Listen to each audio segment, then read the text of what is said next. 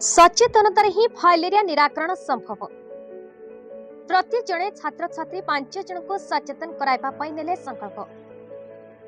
Bargarh Rana Pratap school टे filaria निराकरण पई सचेतनता कार्यक्रम अनुष्ठित हो जायछि।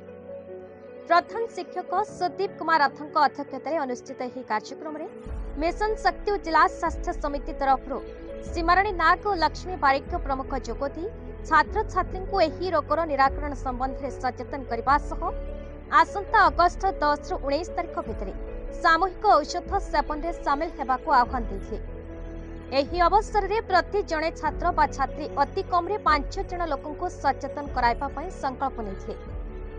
अवसर प्राप्त शिक्षक सुधांशु शेखर साहू जोगदी बरगढ़ जिले में फाइलेरिया प्रतिशत अन्य जिला अधिक रही बेले यार निराकरण केवल सचेतनता और औषध सेवन रे ही संभव बोली कहिथिले।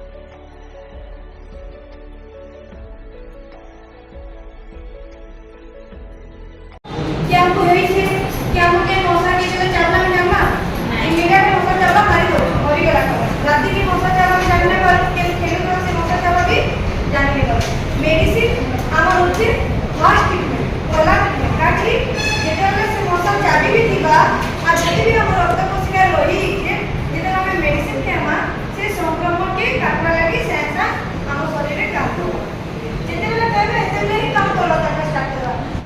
बरगढ़ जिलार टिकलाल त्रिपाठी रिपोर्ट, भारत न्यूज।